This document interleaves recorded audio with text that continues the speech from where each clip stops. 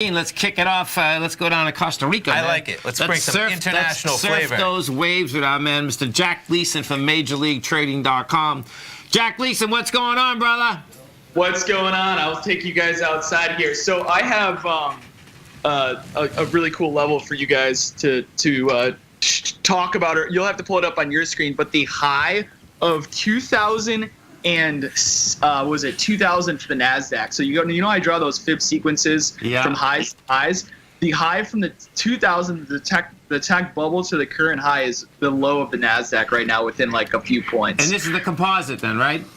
Yep, that's the composite. The composite. Okay, cool. Okay. Yeah, so that's draw it on the future. So I don't know if you pulled up a fib tool and drew it from the high. I'll do it right now. We're pulling it up. Perfect. And I love your balcony, man. Looking like a beautiful day in Costa Rica. Yeah, nothing but blue skies. It's hard to catch on camera, but yeah. Oh, we got a good view. You can even see that blue water, man. It's beautiful. Cool. Yeah. How was your trip down here? Oh, it was fantastic, man. We went ATVing up in the hills, man. We were surfing on the water. I mean, the waves are amazing. Coming from Tampa Bay, where we live in a bay, we got nothing. Now, we're from Boston, man. We're used to Cape Cod waves, so I like those waves, man. I like that real water. You know, it's beautiful. Okay, so Jack, tell me this again. I have it up. That the high of 2000. Yeah, the high of 2000, if you start your Fibonacci draw from the high of 2000 and then draw it to the current high of what is 2018. So you have to go to like a monthly or weekly chart. I got a monthly, yep. Yeah, the 50% retracement is 6306. Oh, look at it. Yeah, I got it. We're right there. Okay, perfect. cool. 60, yes. So it's just an interesting level because that's basically where we bounced yesterday in the NASDAQ. And then also the 50% retracements all completed. So there was a halfway back short in the S&P 500 that had a downside target of, let me pull it up here. It was 25.21 yesterday. So if you draw the high of 2018, which is what, that's September 29th, I think. It's in the S&P, I believe he's talking about, yeah. You're talking about the S&P, right, Jack, now?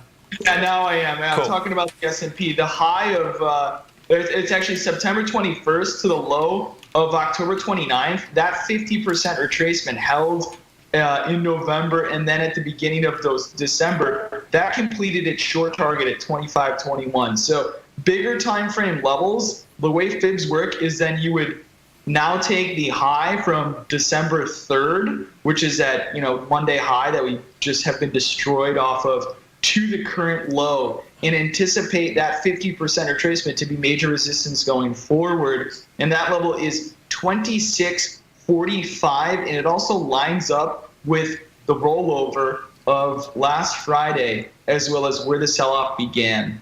So that level 26.45 should be a major level that you guys watch moving forward. And it really just lines up nice and clean on the chart. You got the prior lows of October around that area, the prior lows once again that held in November, the area we broke down from, and then the halfway back from the sell-off on December 3rd, all in the same area. That is, I think, going to be where the market is going to try to get back to. And then if we hold below that, we possibly could have another wave down.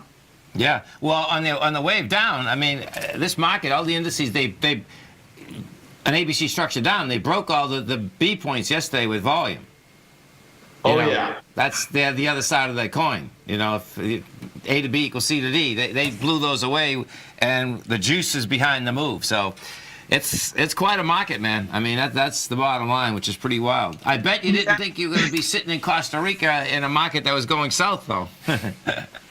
Yeah, I mean, I don't know. It wasn't looking good when I was leaving just to the way we were forming. But, yesterday I traded a little bit before FOMC, but I said once FOMC comes out, I'm just not touching it. I figured we were going to have a 100-point day. Yeah. And the volatility, like if you're trading intraday, like I'm not going to, I mean, yeah, it looks really attractive, 100-point move, like, sick trading. But the volatility is so high that I can't use proper risk management on individual trades. So I just stepped aside. We had a 102.5-point range in the S&P yesterday. I think it was like 960 in the Dow. Right.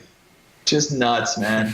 Just nuts. You'll get used to it. You'll get used to it. I was looking back. That's what happens, man. That's just how it goes. I mean, we've been going up since 2008. Bottom line, this is your first big cycle, so it's cool, man. I mean, it is what it is.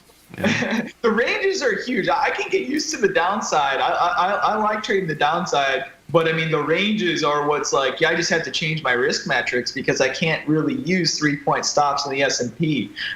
No, I know, and you know it's so hard. What's so hard on a downside like this is that you've been down so far, and if you're going short, it's like, really, am I going to go short again? And then you see another leg down, and you say, it's hard to comprehend. It really is, because I've been there quite a few times, and it is what it is. But it's hard to comprehend because you don't seem to go up dramatically, and then the next day you go up another 500 points. We're on this way down. 500, give it a break, 500, give it a break, 500, and then it's like, okay, really? Yeah, it's even today is young. We'll see what happens. Oh, listen, man, it's who's gonna basically have any bread at the end of the day, man. Well, listen, you're in a good spot down there, man. It's a stress reliever. Yeah. Jack, thanks so much, man, and Merry Christmas.